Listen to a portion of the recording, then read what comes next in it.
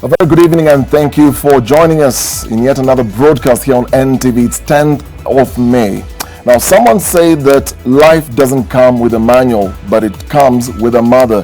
Through high waters and through the fire, through the high mountains and through the valleys, nothing can ever beat a mother's love. So from us to you, happy Mother's Day and happy Mother's Day to my own mother. We have a lot to cover for you, but first things first, let's look at what everyone in the world is talking about, coronavirus. Now, the number of people confirmed to have contracted the coronavirus disease worldwide has topped the 4 million mark. According to the latest figures, the global death toll has also risen to 282,515. Experts are warning that the true number of infections worldwide is likely to be far higher, with low testing rates in many countries, thereby skewing the data. However, in some good news, the number of recoveries has also gone up to 1,465,004. Now, in Africa, total number of those who have tested positive for COVID-19 stands at 63,508. Unfortunately, 2,268 people have died, but there are 22,255 recoveries. Now, in Kenya, the number of those tested is over 32,000, and out of this figure, 672 have tested positive. A total number of those who have died has risen to 32, on a day that has seen the highest number of recoveries, which has risen to 239. We have plenty to cover around this story, but first things first, let's look at today's highlights. Tonight, Kenya's highest number of COVID-19 recoveries in 24 hours. Today, we have registered the highest number of people who have recovered from the disease.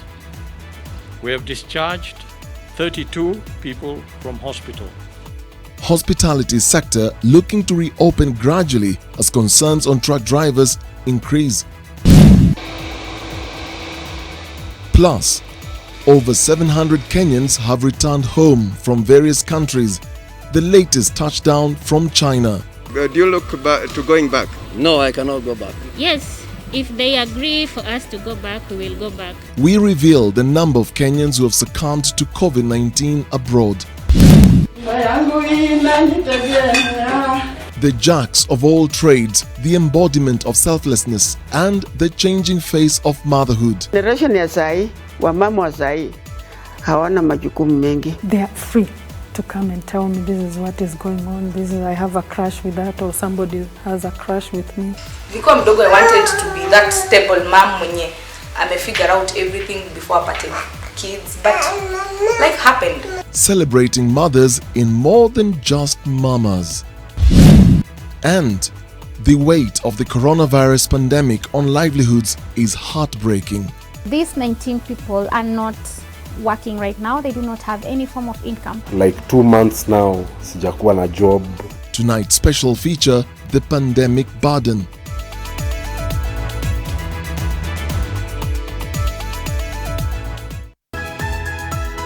This is Weekend Edition with Dennis Okari. Well, stick around for those stories in the next 1 hour or so. Our sign language interpreter tonight is Flora Atieno. We start with the top story. Amidst the devastation caused by the COVID-19 pandemic lies a silver lining. Tonight, the country has registered the highest number of recoveries within a single day after 32 patients who had contracted the virus discharged from hospital, raising the total of recoveries to 239.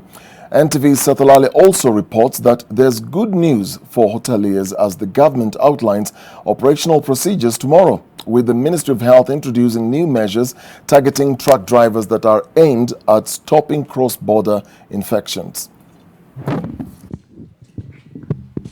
In the last 24 hours, the 6 words that have preceded unwelcome news from the daily Ministry of Health updates. But there was some welcome news today. 32 COVID-19 patients have been discharged from hospital, the highest number so far registered in the country, raising the number of recoveries to 239. This number of patients discharged could not have been possible without the dedication and commitment of our health workers some of whom work under very difficult conditions. Not a reason to be jubilant though, as the number of confirmed patients has gone past 670 after 23 more infections were registered from 1,056 samples tested. Out of those, 22 are Kenyans, with the other being a Burundian national.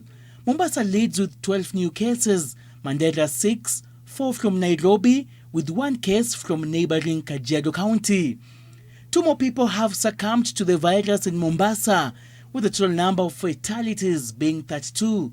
The situation has been worsened by the ongoing floods witnessed in most parts of the country. We may anticipate more malaria, therefore compounded with this condition, now we are having more challenges and are urging counties to prepare themselves, and I'm also urging national government to really come in and support the counties that are grappling with these extra challenges.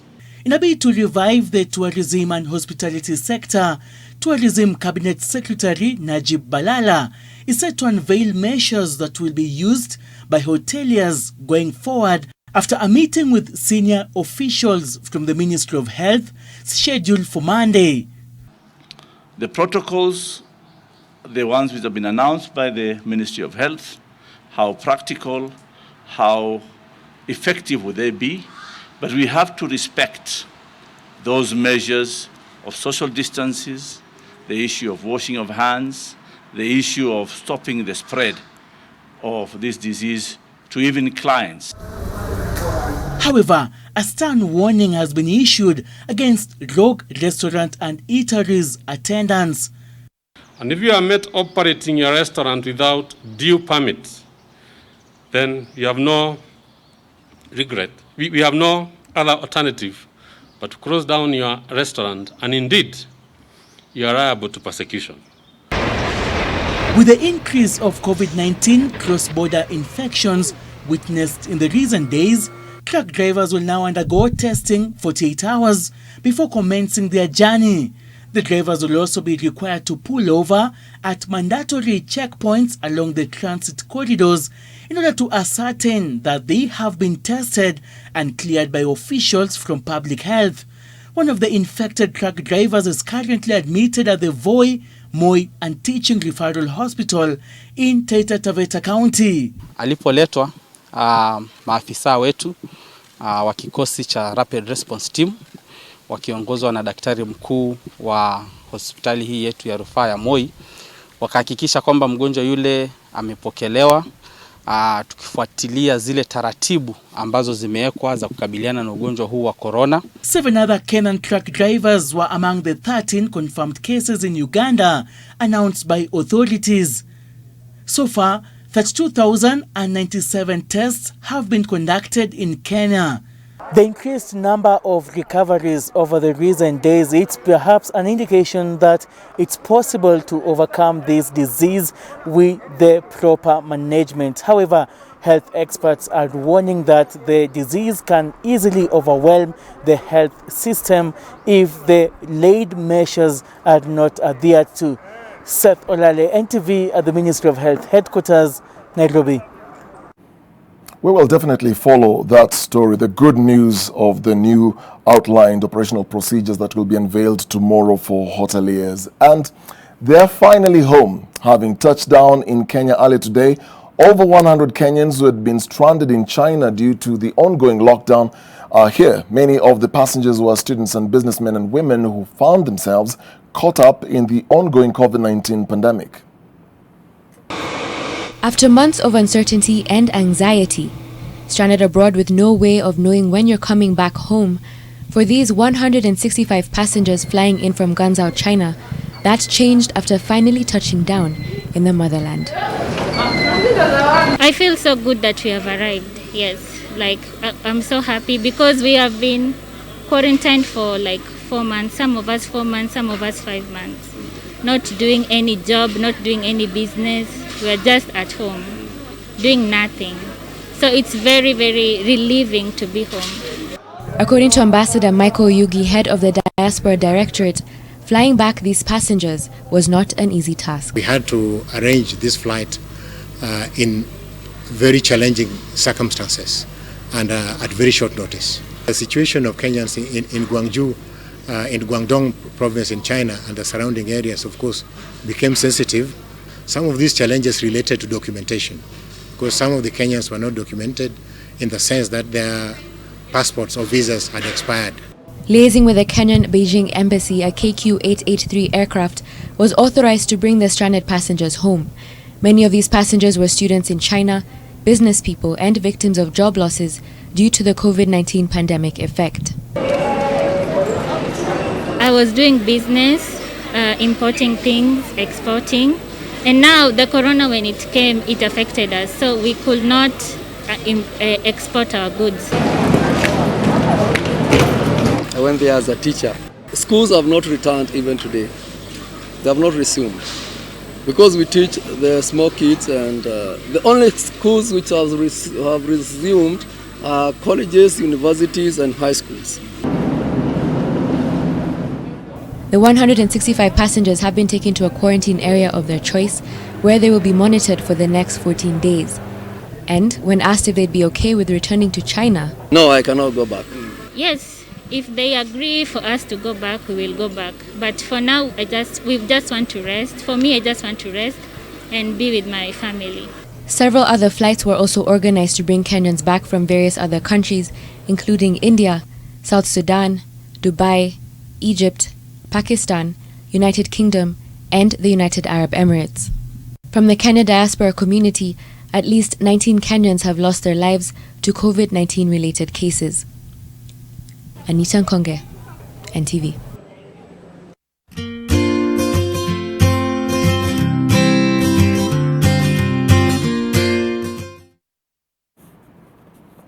Now, ever heard of the Proverbs 31 woman?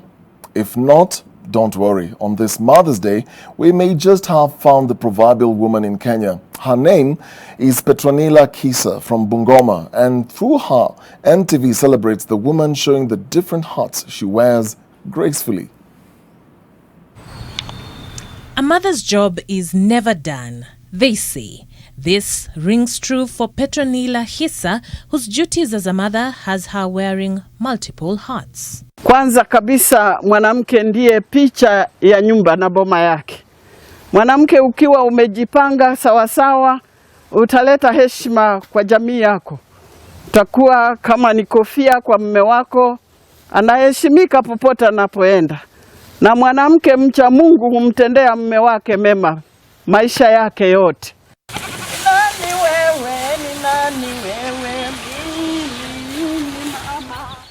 The joy that she exudes in her everyday life is told by the joyous melody she hums as she goes about her chores. First, to the farm where she grows exotic crops. Vanilla is a cash crop ambayo tumepanda hapa ndani ya ndizi. Inakomaa, inaanza kuvunwa after 2 years. Saa hii inamea tu, inaendelea kumea. Pale katikati kuna fruit plant inaitwa pomegranate. Inatoa matunda ambayo ni ya msaada sana.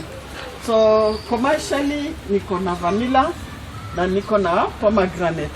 Once that is done, she checks up on her poultry.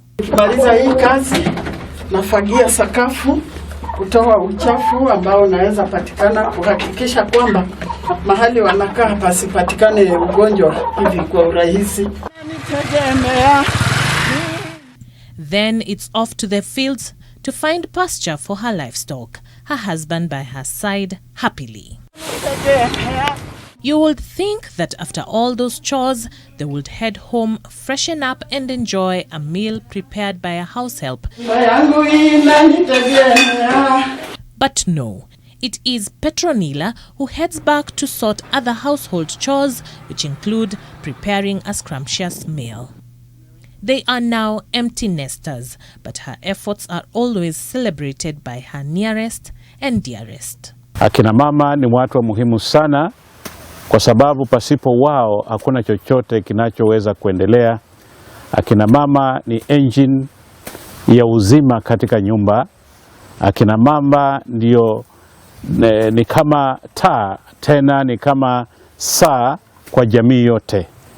Kidogo ni kama wao wamepatiwa uwezo fulani wa kuwa wepesi katika kuamuka na pia kuweza kutambua mambo fulani ambayo ni ya faida kwa jamii na kuitikia. Kazi ya mwanamume ni kuweza kumuunga mkono mke wake wakaweza kuyatimiza mengi. Maisha ya ndoa si rahisi, lakini ukimtegemea Mungu atakuelekeza, atakupatia nguvu na ujasiri, atakufunulia mahali ambapo unastahili kusimama na ukuze nyumba yako. Watoto ni baraka kutoka kwa Mungu. Kwa hivyo tunapoona watoto tusiwachukue kama mzigo. She celebrates the gains women have made in their efforts to provide for their families, which she says should be handled responsibly and respectfully. No pressure to the other mothers. Charity Mwangi, NTV. Well, she's the perfect description of a mother who sings while working, and that's what our mothers have been. And that Proverbs that actually talks about she's willing to work with her own hands. She's like the merchant ships, brings her food from afar, rises while is yet night and provides food for her household. And she considers a field and buys it, and she guards herself with strength. And that's exactly what Petronila is like, and to many other mothers out there. Now, if you were to share tales of your upbringing with people of different generations, you would likely hear of surprising differences in how your mothers treated you or interacted with you. We spoke to 3 mothers, each from different generations. Helena Wara brings us the realities of the changing times and faces of motherhood. Beatrice Wasike sits pretty on this Mother's Day, reminiscing of the days of yore. She has already raised 10 children and is a proud grandmother of 40 children. Some offer her great company in her sunset days. Though her motherhood journey was tough, she remembers the experience with great fondness. Tulikuwa wamama wazuri kabisa. Tulikuwa na heshima. Tulikuwa tunajua majukumu ya nyumba zetu. Tunajua kulinda wazee wetu. Tunajua kulinda watoto wetu. Lakini sai generation ya sai, wamama wa sai hawana majukumu mengi.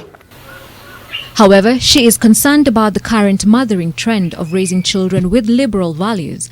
This, she says, is something that has mothers abdicating other roles that they wholesomely bore. Generation ya sai hawafanyi kazi yao vizuri, hawalindi watoto wao.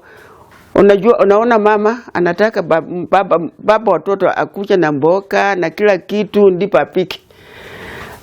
Hata ukienda kwa mama humuoni kama amepanda mboka nje. Anatafuta mboka kutoka kwa soko. Anatafuta chakula kutoka kwa soko. Hata wafuki kuku. Letting your money work for you is the norm, if only to provide you with more time with your young ones. We caught up with Naomi Kairu, a mother of 3. Her motherhood journey began while living in America.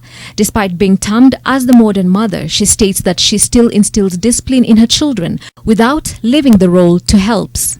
Because when we were growing up, my dad, we could not wear pants. And I felt bad because our neighbors used to wear pants and all that. And my mom won't see you even doing our earrings. I never had my ears pierced. So I wanted to leave my kids to do their decision, but also guiding them through.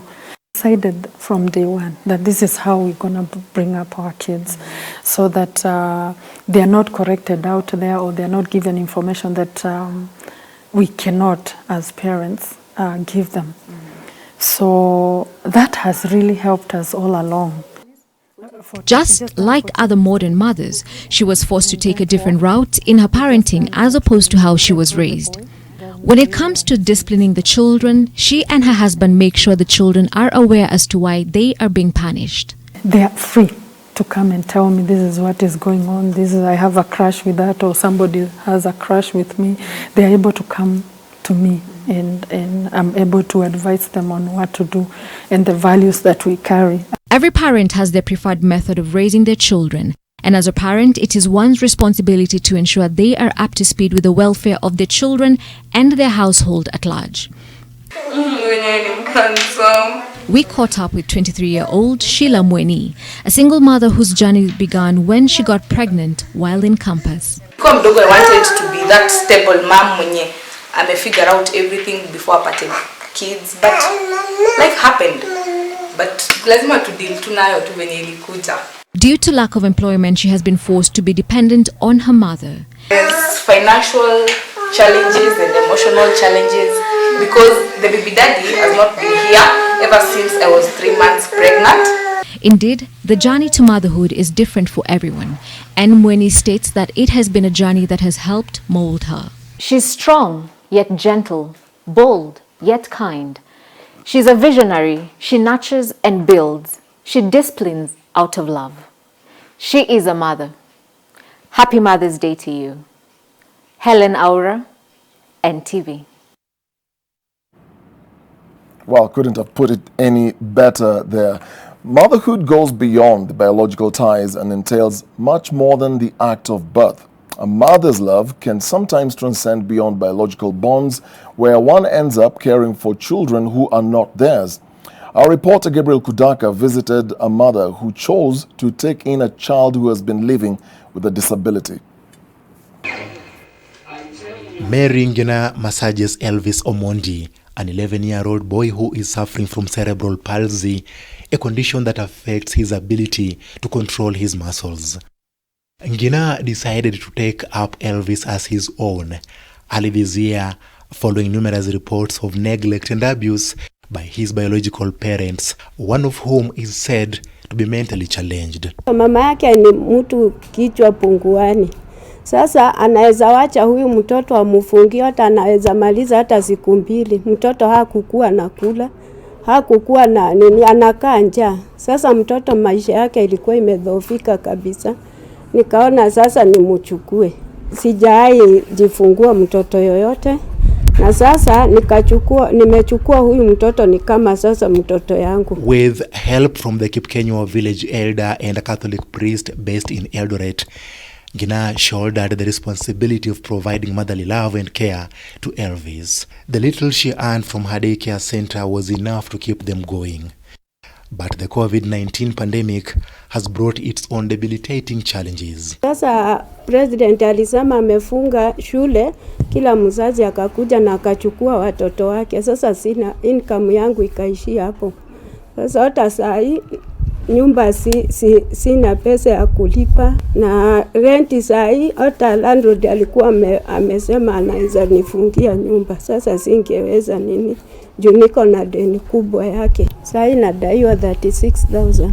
She now has to rely on her neighbors for some assistance to sustain her family, help which is sometimes hard to come by. Ngina says raising a child living with a disability is not an easy task, but the desire to offer him love and shelter keeps her determined. Mimi huwa namulisha chakula. Na akipupu ni lazima niende nimtoe, nimebadilishe, afanye nini. Kila kitu ni mimi. As the world marks International Mother's Day, Mary Ngina, who does not have a child of her own, has proved that motherhood is more about responsibility and act of kindness. And Ngina's desire to help the needy despite not having plenty rooted family in her own background. Niliwachwa na wazazi wangu nikiwa na miezi 3.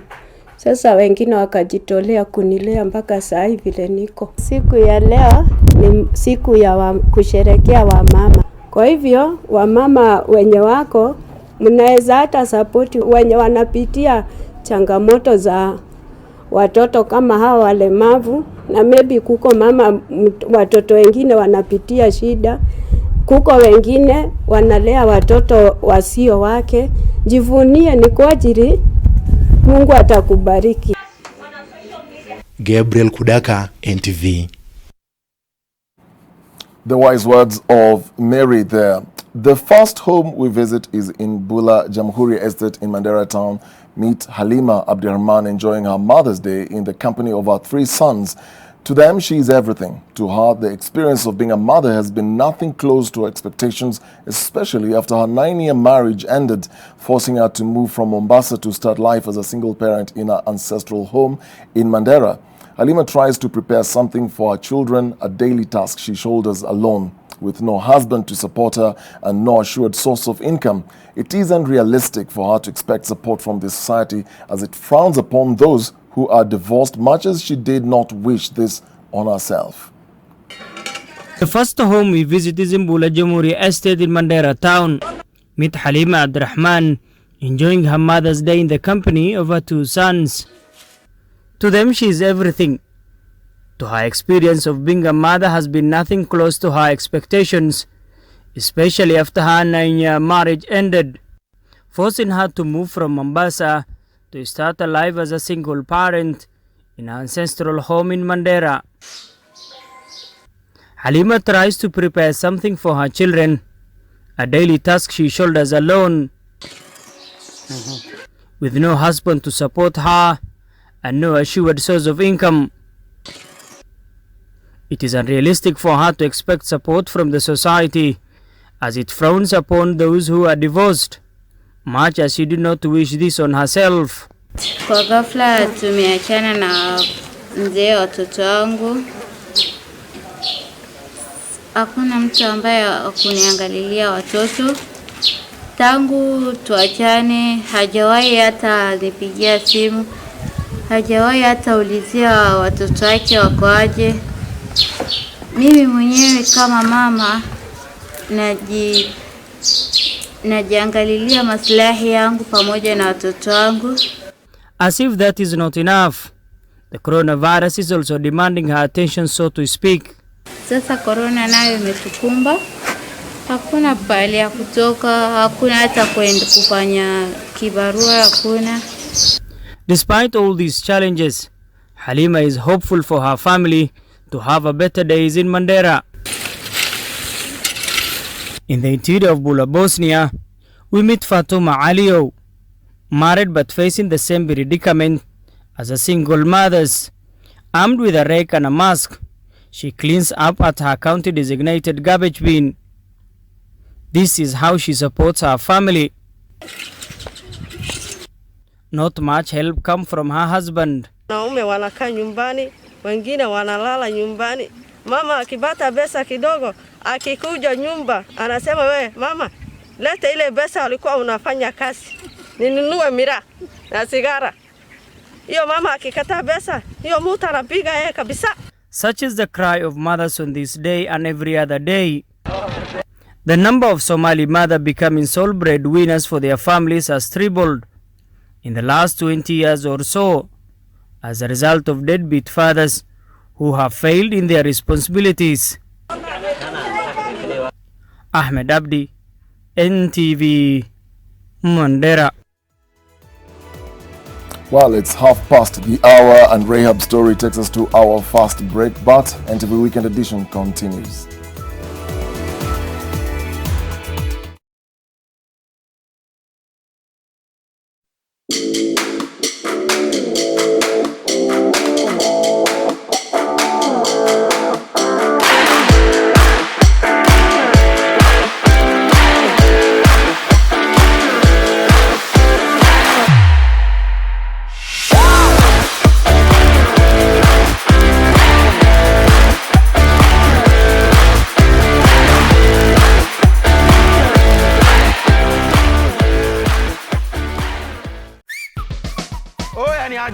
Mino Jonte Fresh. Mimi ndio nimetambulika hii Gikomba yote sekta ya manguo. Jumio transform nguo ordinary za mtush zenye ziuka mna hii harufu ya bail into the freshest igikosi yote. Siri ni hii Ariel mpya ya pink. Na kushow mtush zinang'ara kung'ara kushinda kamera. So clean, so fresh. Ma customer unaisana na hii story. Ninatumia Ariel touch of down mpya tu.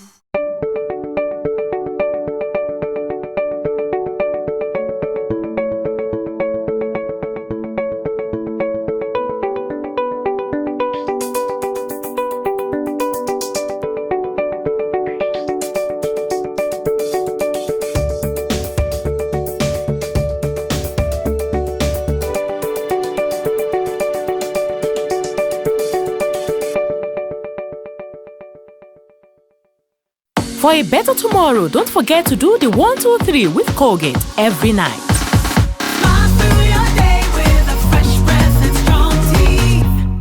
Welcome to the conferencing service. Emma! Carry on, Ken. First quarter sales, they are up 90%. Very good. Very good. We are looking at a 55 billion shilling profit by the end of the financial year. Now you're talking. Yeah, we talk billions. Very good. I gotta go. Wacha niendelee na kazi. A person has left the conference. Niko nyumbani. Downloads are very fast. Streaming, eco. And I'm just working from here. Stay connected and work from the convenience of wherever you are. Fiber to the home. Working from home? No problem. Fiber Home has you covered with the fastest and most reliable internet speeds. Get connected today. Kazi lazima iendelee. The risk of illness causing germs is increasing. It is believed that the coronavirus can remain on surfaces in your home for up to 9 days. Touching infected surfaces is one of the ways in which germs spread. Regularly disinfect your floors, countertops, and kitchen surfaces with bleach, and use an effective toilet cleaner inside and outside your toilet bowl. This message is brought to you by Medifact, JIC, and Hapic.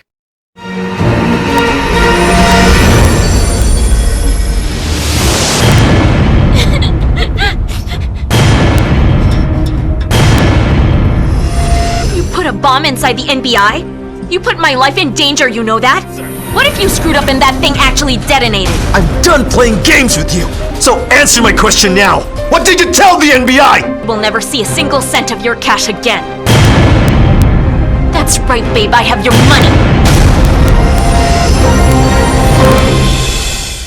A secure place for your family. You can get all this and more at Amani Ridge, the place of peace.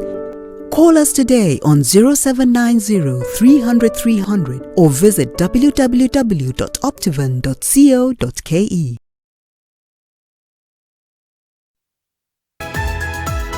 This is Weekend Edition with Dennis Okari. Welcome back. The fact that the coronavirus attacks the respiratory system is quite clear to many now, and many are trying to observe all the measures to protect themselves. The economic system, however, has been choked with little to no solution in sight given the corporate shutdown world over. The effects of job losses and slowdown of the economy are taking a toll on Kenyans, with parents, particularly in urban centers, struggling to provide food for their families. NTV's Rose Wangoi spoke with several people who are into small-scale business who narrated their struggles amid the novel coronavirus, that is, the pandemic burden. A picture-perfect scenario would show veteran photographer Stevie Nderito hard at work, either editing photos or on the road capturing different interesting shots from around the country. Being in the industry for more than 15 years, Stephen has created a niche for himself in the world of photography. I run Photomagic Studio, which is a video and production studio here in Nairobi. I also teach photography from here. So you find that all these things now, they cannot happen. He had started the year with ambitious targets. Then COVID-19 struck and 2020 prospects became a blur. When we started the year, we had said, quoting Miles Monroe and all these guys saying we will work and succeed against all odds this year. We had big plans. We had just gotten into a partnership to acquire another studio just next door, which is a green screen studio. We were burning in all pistons, marketing it and doing projects in it. We were ready, our client was ready to send us out in the field for many weeks. That was a big assignment. Our business means people have to meet or people have to come into close contact, weddings, events, documentary work. Like most businesses, we've been hit hard because in these unprecedented times, we've had to make drastic changes. We have a team of 8 people here. I work with my wife, so we were the 2 of us and then another team of around 6 people. Some of them are not fully permanent, and there are a few others who depend on our business ecosystem here. So I was able to pay them partly, But we are still trying to find out if this end month we will be able to pay, again depending on how our cash flow is.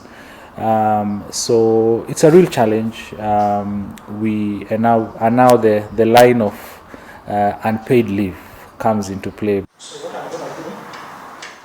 We are still yet trying to figure out what to do next. We can't afford to pay rent for the office. Maybe we're even struggling with rent back at home and challenges like that. Maybe we don't have even all the answers that some of our employees may be asking, or some of the people that the business owes money. Even our people who owe us money, many of them are not paying. They are telling us, we wait, giving excuses, and it becomes really, really, really difficult. So my name is Victoria Musyoki. I run a kids entertainment business called Kiddie World. We've been in the business now for over 3 years. We had set up a play center at Capital Center Shopping Mall, and we facilitate kids zone for corporate events, annual festivals, religious parties, as well as birthday parties. Our job was mainly to get the children and parents outside of their homes and provide fun and bonding while at it. So we know our peak seasons are usually March, April, August, and December, and part of November. And so we were just coming out of a low season. The first weekend of March, we had a total of 8 events. As soon as the announcement was made, customers cancelled bookings and we had to refund our customers' monies. And so that meant that I also had to make some tough choices. I had employed 19 people. We also work with our transport guys. We have subcontractors whom we work with. We have rent to pay, we have loans to pay. And so our business depends on a lot of other stakeholders. And so these 19 people are not working right now. They do not have any form of income. Most of my employees are low income earners, and they survive a day at a time. And so, especially the casuals, I would pay them after a day's work. And that money is meant to take them through the week, because our business is usually busier on Saturday and Sunday. And these are people with families, they are people with children. And as much as I want to help them, as much as I want to do something to make life easier for them, there's only so much I can do right now. Some of them will call if they need. One of them had a baby the other day, and I try as much as I can to help them, just from my own pocket. The entertainment industry has been hit hard. One, it's luxurious. And so most people spend from their extras. And right now people are not spending money, people are on survival mode. So they're spending only what they should, which is probably food and rent. I'm part of an events group called Events Organizers Association of Kenya, EOAK. And we employ over 2,000 people just in that group alone. And I remember when it happened, the group went quiet for a couple of days. And after we started talking, we were each hit by the tough reality of what Corona was going to be. Thinking about how long this is gonna take, we don't know. And even if life gets back to normal, it's gonna take a while before people start gathering, before people start having social events again. So if it takes up to December, for us events people, it's probably going to be March next year or April. The declaration of curfew and an earlier ban on operation of pubs and entertainment joints to curb the spread of coronavirus has shut down Nairobi's nightlife. With nightclubs closed and events cancelled, the DJs, for the record, have felt the scratch and on their industry that has left them broke.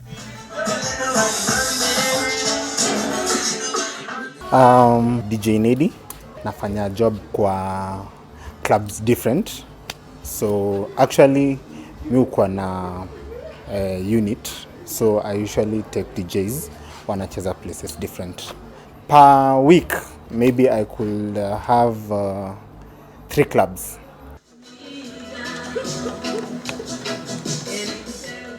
Na feel corona imetume sana. Mimi kama DJ personally, nimekuwa nikiwork let's say 6 days in a week. You get paid daily, hand to mouth. Unafanya job yako unalipwa. Na sahi like 2 months now sijakuwa na job. Unaona ilitupata tu off guard. Kuna watu hawezi itisha dues zenu kwa wadosi because sahi ni kitu imepiga kila mtu clubs sisi. Tara's Club was once a vibrant bar normally filled with revelers partying, but now it's empty. Like every other nightclub in the country, Tara's was forced to close in March due to an order issued by the government. In Eastlands, Tara's is one of the best entertainment spot, so we used to work from Monday to Monday, and it was such a busy club. This thing was abrupt. No one had prepared for it. We had to tulilazimika kufunga biashara. See, as a manager, I did not lay off my staff, but we gave them unpaid leave. So I'm really praying so hard this thing, normalcy to come back because things are so tough. For them to survive, it's so tricky. When we open, we have to again think of strategies, how we are going to pull back those customers. It will be not that easy, but again, we just have to find a way. Kama ni kitu mtu alikuwa anajua ita happen, tungejipa. But tunajaribu kuishi na savings sahi na hizo kuingia kwa media, kucheza live on media. Kuna maweluisha zo jaribu wanatumia kitu but haiwezi to sustain vile kama job. The most obvious reason for this is that going online will not replace the alcohol sales, which are a significant source of nightclub revenues. In a year, Kenyans consume about 553 million litres of alcoholic drinks, or about 1.5 million litres every day, according to figures from Kenya National Bureau of Standards. This has seen thousands of bar owners and alcohol manufacturers take a big hit, the impact of which will be known when they announce their results. Ukiangalia sahi like 50% ya workers wale watu wanafanyanga under hizo brewer, under clubs, ni watu wengi sana. Na hiyo kufunga imefanya watu wengi wanalia sana. Naomba serikali tufungulie hizi club na pia yeke tu ipunguze nini vile watu ukaa kwa club. Social distancing sidhani inaweza shinda watu sana. Watu watatoboa. The way they have set up the measures for restaurants and other businesses, I would also them to consider this, if they can consider something on clubs.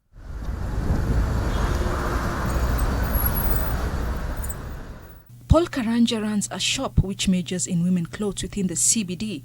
As you enter his shop, the clothes are neatly arranged in the cabinet, and one cannot tell if they're second-hand, popularly known as mitumba. He majors with classy mitumba, which they call camera in his industry jargon. Karanja is among millions of Kenyans who have lost hope of making ends meet as the COVID-19 pandemic continues to ruin businesses and disrupt the way of life. Nimekuwa kwa hii industry kama miaka 15. But after this pandemic, things zilienda south. Kila mtu anakuambia ile kidogo ako nayo, atanunua chakula ama atanunua nguo. Unaona, tulikuwa na wateja. Na hata watu watoki nyumbani, hata wewe nikikuzia ukivaa, ungependa uwezi vaa ukakaa kwako, wataka uvae wenzako wa kuona wa kucompliment usikie vizuri ama vipi? Maanake tukiuza hapa jeans moja, tuko kama watu 4 hapa, lazima ndugu yangu wao waende nyumbani pia wana familia. Tutagawa, yani tunakula kwa ufupi, tunakula stock saa hii. Before hii mambo ya corona kuje, biashara was good. because hatungekosa ile la kukula na ya duka, na nadhani hiyo ndio wanga important sana. So umepata tu tuko story, yani in short we are idle, unaona. For now ni bullet ni bure, unatoka bure. Shahida ni noma, unless we ni kuuzie to promote, sasa ni noma. The pain and uncertainty of the impact of the coronavirus on small business owners is staggering and likely to be substantial. Hii ndo wakati serikali ingeingilia kati sana, especially for medium small enterprises. Imekuwa PR, watusaidii. We want them to address basic needs that affect us. Tusikie story ya nyumba. Wajua hata kama kungekuwa na agreement, landlord wapatane katikati. Nilikuwa nalipa 15,000, unaweza lipa 7,000 kwa huo muda. Mambo yakirudi vizuri tutarudi. Hawa wakubwa wetu wametukosea. Waongelele hii kitu, na unajua hii. Unajua most in town rent ndio is the most important. Unaona? Because unapatanga hapa tu umejenga nyumba yako ya kuishi. Na unaishi uko tao, wewe uko poa. Sasa wangeongelea story ya rent, ingesaidia watu sana. Wamenyamaza wote, sijui kama wakubwa pia wako na their landlords and landladies. Hao wanasema do mingi imetumika billions of shillings, lakini hakuna kitu hizo dozi wamepeleka wapi? Hakuna mali tunaona hizo dozi imeenda, ati mandazi ya millions. Mandazi nani alikula mandazi? I was at a transition phase. We were growing into something bigger, and we had a couple of projects coming up. And in preparation for that, we had taken up a loan. There's one thing that has given me sleepless nights, is the fact that I have to keep paying for the loan, even if I have absolutely no income coming in for the business. The pandemic has already caused harm to the economy, but the true scale of the cost is only just emerging. It will be hard to recover.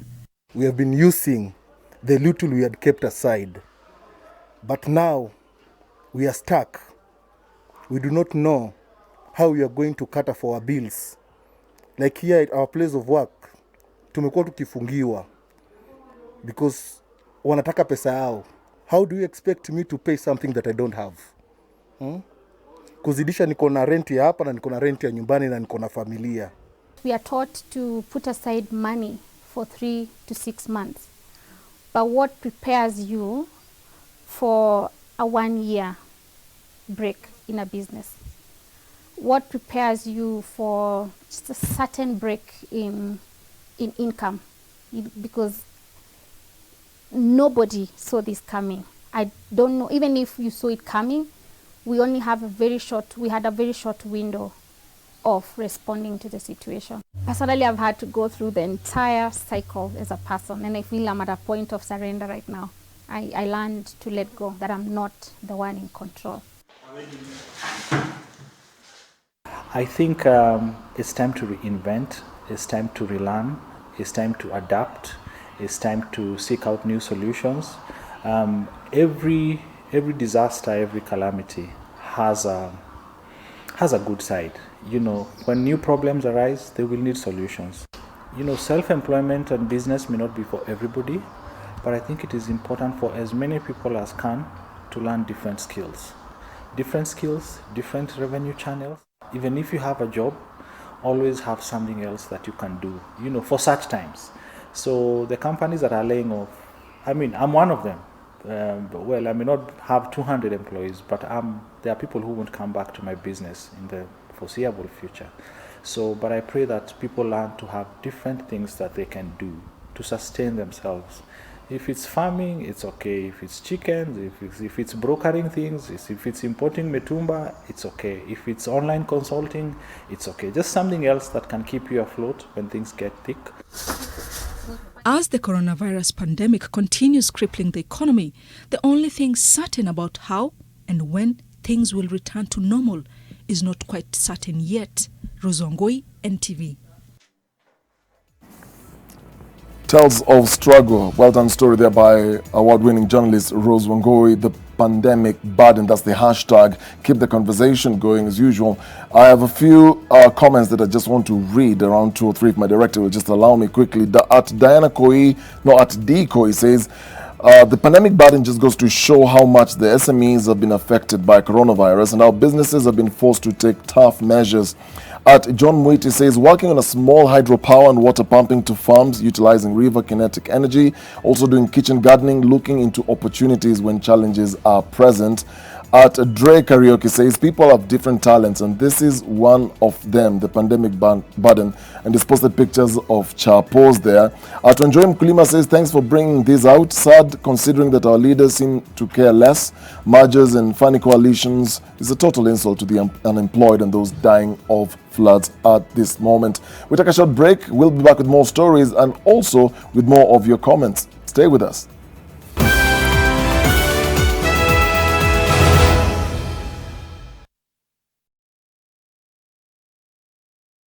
If we continue to behave normally, this disease will treat us abnormally.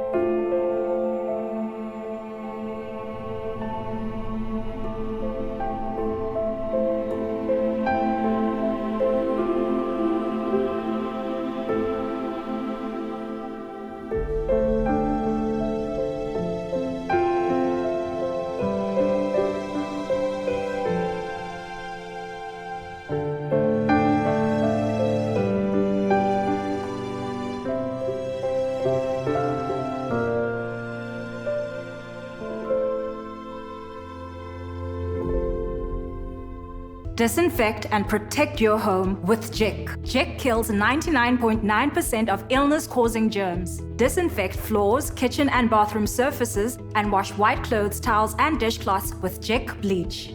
Just Jik it. The Governor of Kisumu, His Excellency Professor Peter Anyang' Nyong'o, is pleased to announce to all property owners 100% waiver on all outstanding interest and penalties on land rates valid from 24th April to 31st May 2020 to cushion them from the effect of coronavirus pandemic. Payments should be made to Kisumu County Revenue account details on your screen and deposit slips to be presented to the respective sub-county revenue offices for database update. Any unpaid rates after the waiver shall attract reinstatement of the whole amount owed. County Government of Kisumu, Harbour of Prosperity.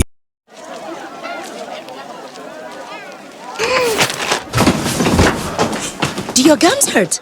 Yeah. Does your toothpaste contain sage, eucalyptus, myrrh, chamomile? All that in one toothpaste? Yes, try Colgate Herbal. Colgate Herbal contains nature's best herbs and Colgate's fluoride technology to give you strong teeth and healthy gums. Ah, Colgate Herbal. Let's go.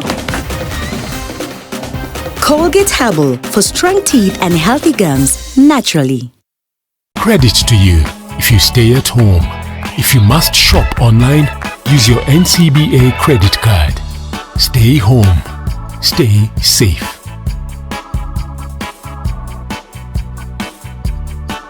Kira! Kira? Where are you? Malaria! That's why you need the superior protection of Mortein 360-degree reach. Only this has 11 fans which enable it to reach the farthest corners. Mortein, total indoor protection. Dettol's main objective is to help children protect themselves from diseases. Do you know how we get illnesses like diarrhea, cough, and cold? No! They are spread through germs on your hands. Your hands collect germs that causes diseases. You pick up germs from any surface, like when you don't wash your hands after going to the toilet, while playing. And then you can get sick because of germs. That's why you need to fight germs to stay healthy by washing your hands regularly with Dettol soap that gives the best germ protection ever against many illness-causing germs. Wash, wash, wash your hands. What you have to do is bath, bath, bath yourself. wash your hands.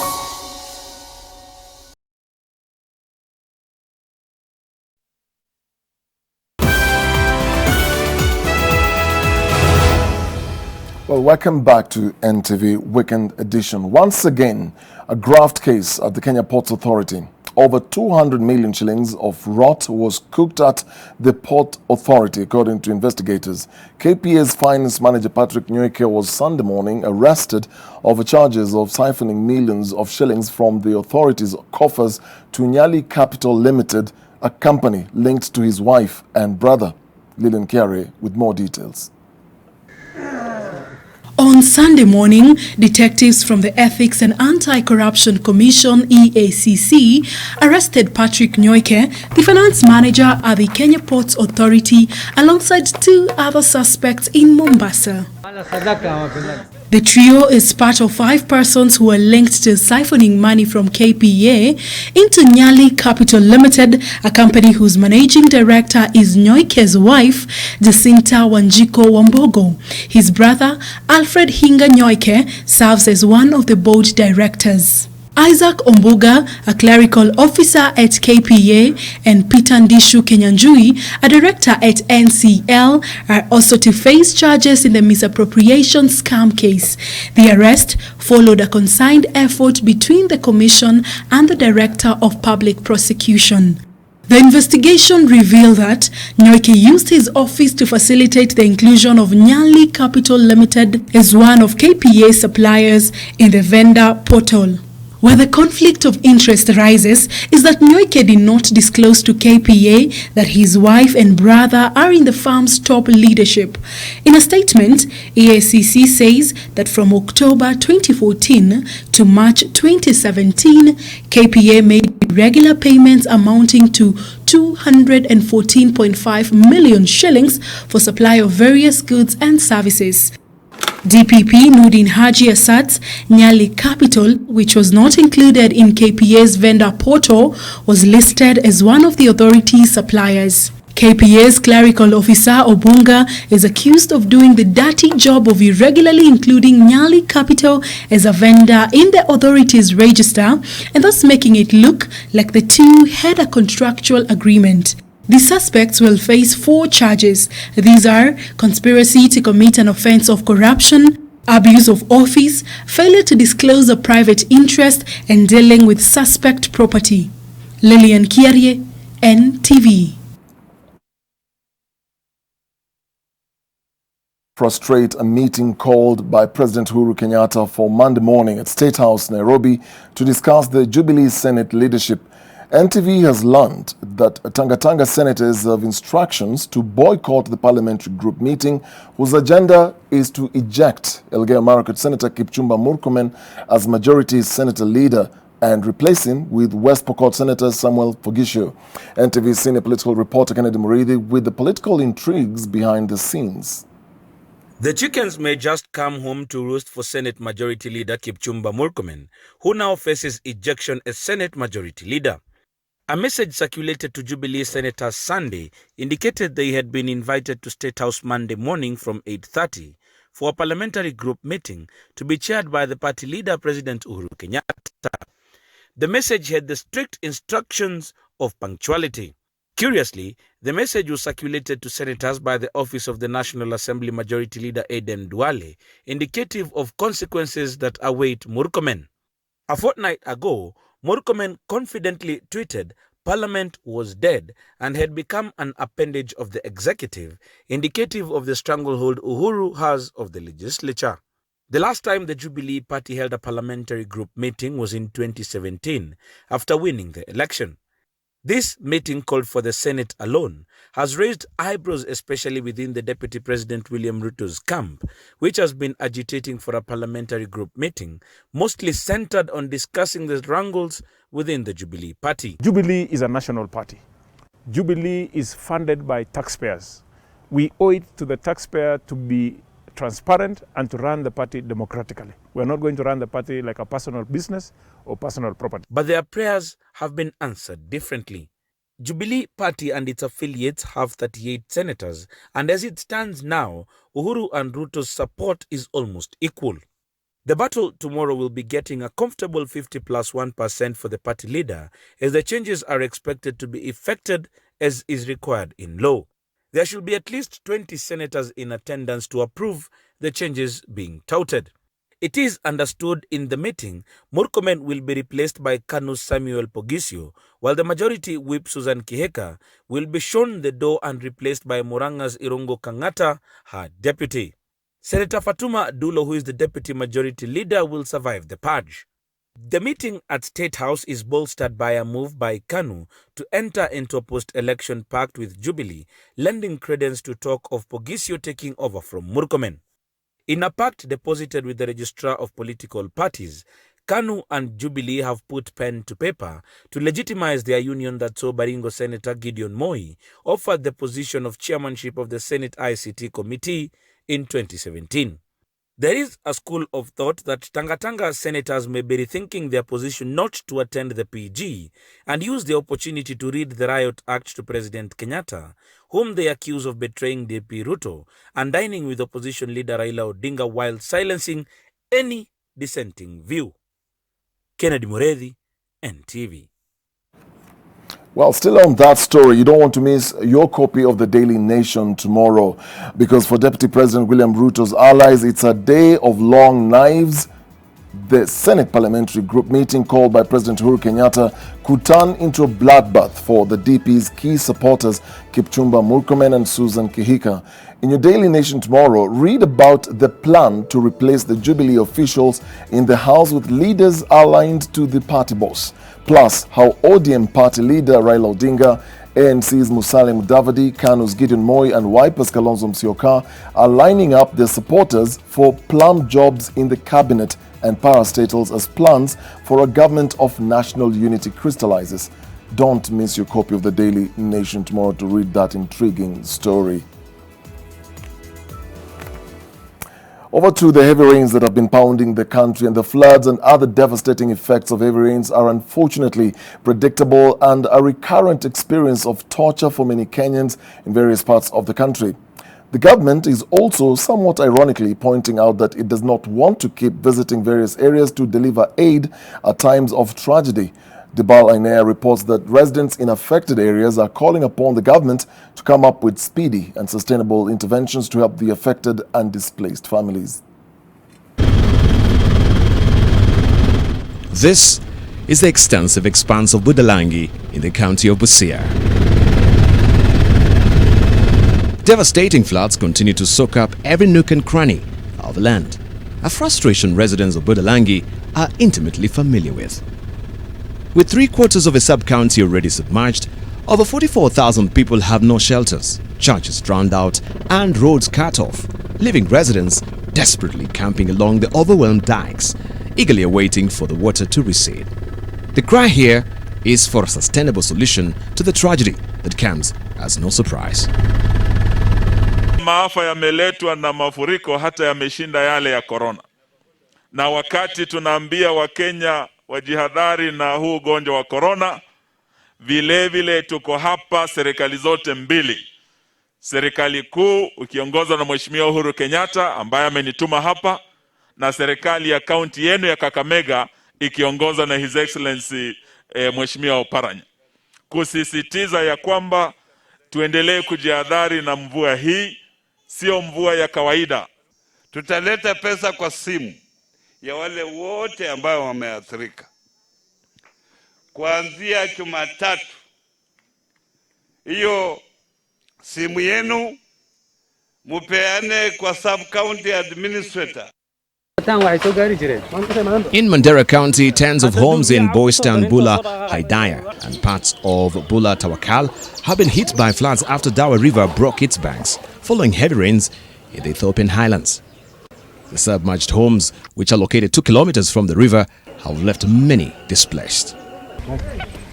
In Baringo County, flamingos may be having a field day flitting about above the Lake Bogoria National Reserve, but the lake burst its banks, flooding one of the major picturesque tourist sites of the county. 20,000 people stand at risk as more lakes are feared to be on the brink of the burst banks. In Tana River County, 17,000 flood victims residing in camps are longing for basic necessities. A local youth group, Youth for Change, mobilized resources to support flood victims in Milulu village and Galole constituency, distributing food to more than 300 displaced families. And in Ngunguini village in Kirinyaga County, a landslide buried 2 houses, 3 cows, and destroyed over 200 stems of coffee. Inaonekana ya kwamba this area is quite prone now to this what's happening. Na ningeulizia wakaaji neighborhood ambao wako hapa, tafadhali tujaribu kuondoka hapa mara moja. Tunaona pali mchanga imetoka, hata kumetoka mto ambao unateremsha maji, unatiririka downwards. Dibala Nea, NTV. A few days ago, we aired the footage of a woman who was getting help to cross a river. Then she fell in but was saved by a heroic man. Well, the story did not end there. We found the woman, Rahab Bomboi Mwangi, as well as the man who rescued her, plus the one who took the video. Here is the story behind the near-death experience. A village awakened by the miracle of a life saved and the glow of homegrown heroism. Just days ago, the outcome of what would have been a tragedy uplifted the spirits of many here. Rahab Mwangi says she was on a routine market visit when misfortune struck. Hivyo niliona kuna ni usiku sasa, nikaona niende. Kulikuwa na vijana wengine walikuwa wanarukia pale. Tulikuwa tunazoea kupitia hapo siku ingine. Alafu hiyo siku ninasema ni ajali tu. This phone-recorded video footage shows Rahab alongside a man on Thursday evening on the bank of a swollen River Getere in Kinangop.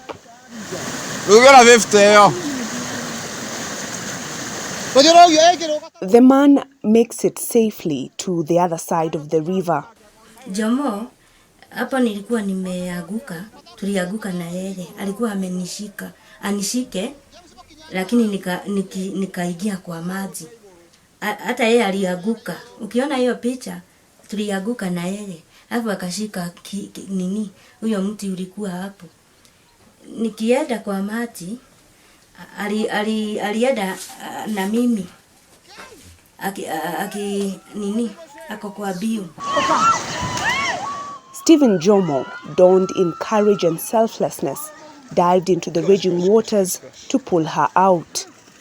Niliona tu akienda, nikasema hakuna mtu anamsaidia, watu ni duru tu wanapiga wakitoroka.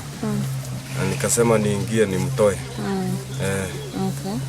Juu angefika pale kwa korofeti ingemeza na aende. John Kariuki says his was a case of perfect timing when he went out to record the flooded river.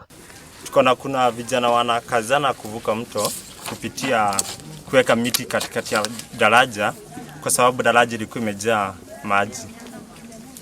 After hapo ndio tukaona mama anaitwa Mama Kehanga akakuja akasema naye ataka kuvukia tu hapo. The events that were captured on camera have even more captured hearts. Bridget Ngana, NTV, Nyandarua. Gosh. Well, what a daring rescue, and like they say, it takes boldness and courage to do something like that. We take a break, I'll be back with more stories.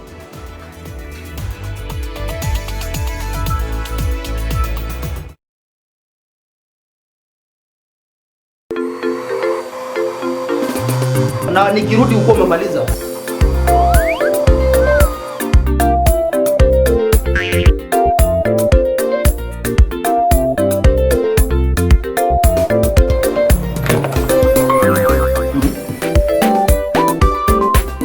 Can you tell Kenyans to come to my office? Clean up.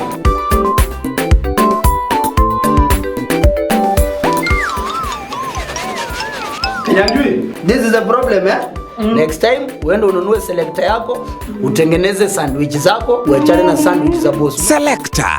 The difference is in the taste. And now, Selector comes with free Zesta jam for a limited period of time. Selena! Toto, where's mommy? Today's a toilet day. What? Oh. Selena! Toilet day? Tomorrow we're hosting a party and it's a matter of my reputation. It's a toilet, not a white shirt. Even if you spend your entire day cleaning with bleach and detergent, it still won't be party ready. Impossible. Challenge. Harpic 10X. Even if you use bleach and detergent 10 times, they won't give you the same sparkling clean toilet that Harpic 10X will give you. Wow! Harpic 10X. Harpic, Kenya's #1 toilet cleaner. Who wants to answer? Mary? Mary has a toothache. Oh, I see. And who knows why? Because her tooth is too big. No, it might be a hole in her tooth called a cavity. That's why I brush twice a day using Colgate. Imagine this is your tooth and these are food acids that cause cavities. Colgate with calcium and fluoride helps prevent cavities For maximum cavity protection. and now available in a 12-gram sachet for fresh breath. Only 15 shillings. With DSTV Now, you open up a world of possibility where your entertainment is ready for you anytime and anywhere. To get connected, ask your parents to go to the App Store, hit download and log in. Incredible. And while they're there, with DSTV's parental control feature, setting you up for the most fun and safest viewing around is as easy as 1, 2, 3. Amazing entertainment and learning, anywhere with DSTV. Leo nimekaa mkukukembesha Riang venye utastay safe mtaani, venye kamenuka na rada ni chafu. Riang ya kwanza mtu wangu, kunawa mikono. Hiyo ni sekunde palu, after umewada hapo, unatumia hiyo waba inatiririka. Namba mbekse ni social distancing. Lazima upige gedhugu, lazima mwili wako akue 1.5 meters kutoka kwako ama kitambekse. Rule number 3, kama huwezi kutulia kejani, dunga mask. Jeshi, pamoja tukomeshe corona.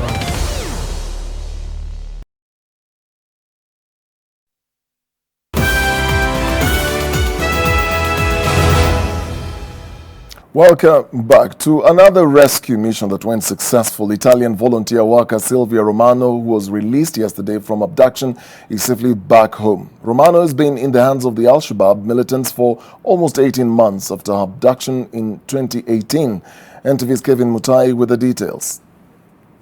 Italian volunteer Silvia Romano, as she was stepping out of the chartered flight that flew her from Somalia, ushered in by some special forces and later received by Prime Minister Giuseppe Conte, sheer relief to be back home, safe from the hands of those who abducted and held her for a year and a half. On November 20th, 2018, gunmen stormed Chakama Trading Center, approximately 70 kilometers away from Malindi, going straight for this apartment where Silvia Romano had rented a house. They forcefully took Silvia and in the process injuring several people, including a woman whom they shot in the chest. 4 others are said to have sustained gunshot wounds. The gunmen then took Silvia Romano across a river where other gunmen were waiting and made a way into the Boni forest. Security agencies responded that night and launched a manhunt for her abductors, not anticipating that the operation would last for more than a year.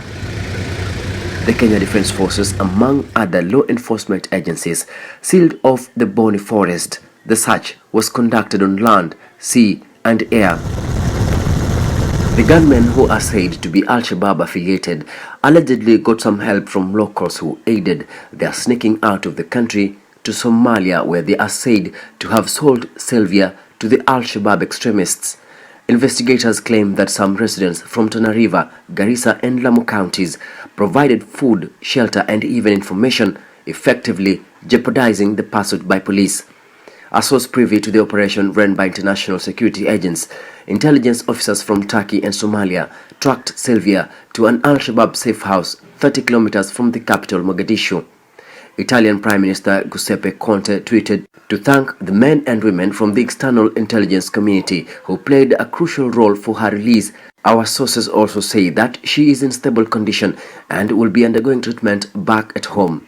It is also alleged that a ransom was paid for her release, but details have been kept secret and understandably to those directly involved in the operation as well. Detectives in Kenya have also revealed that 3 suspects responsible for Romano's abduction are in custody and are awaiting trial, with the likelihood of more people to be arrested and charged. Kevin Mutai, NTV, Mombasa. Well, it's 16 minutes past the hour for the last break. How about we do sports after we take this short break and call it a night?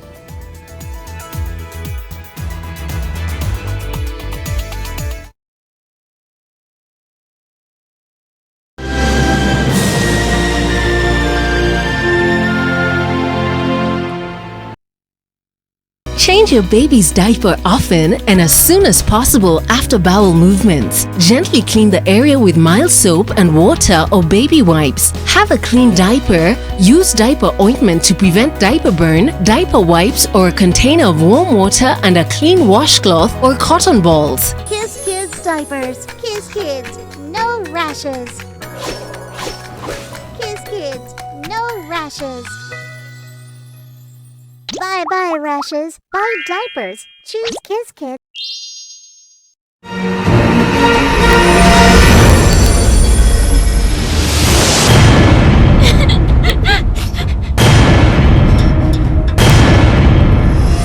You put a bomb inside the NBI? You put my life in danger, you know that? What if you screwed up and that thing actually detonated? I'm done playing games with you! So answer my question now! What did you tell the NBI? We'll never see a single cent of your cash again. That's right, babe, I have your money! A secure place for your family. You can get all this and more at Amani Ridge, the place of peace. Call us today on 0790 300 300 or visit www.optivan.co.ke.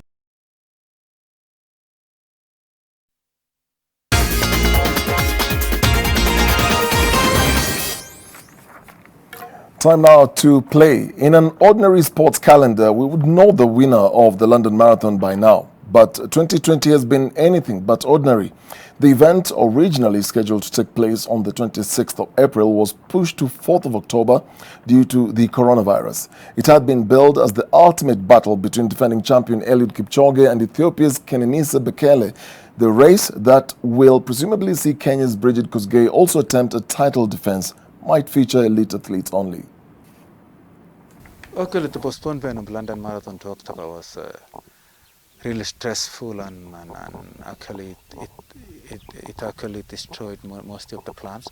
But all in all is that my priority number one now and the priority for all the human family in the whole world is safety. I would like actually to urge all the athletes to maintain training, keep social distancing, train in isolation, make sure that you train, wake up in the morning, go for training. The 18-team format of the current Kenyan Premier League has always been a contentious issue, with some accusing the KPL of being bloated and consequently compromising on the league's quality. A recent decision by the Football Kenya Federation promoted Nairobi City Stars to the top tier, and the proclaimed National Super League champions have their say. The more the teams you have, the better the competition. Ever since the KPL was 16 teams, it is only twice, Gor Mahia very recently and Sofapaka sometimes back, I think in 2011, that made it very close to the group stages of the continental football. When we had 18 teams and above, our teams excelled continentally, because when you play more games, you get more groomed and more prepared for continental scene. Still on football, with the English Premier League reportedly aiming for a June restart, a third Brighton player has tested positive for coronavirus. The unnamed player, who will now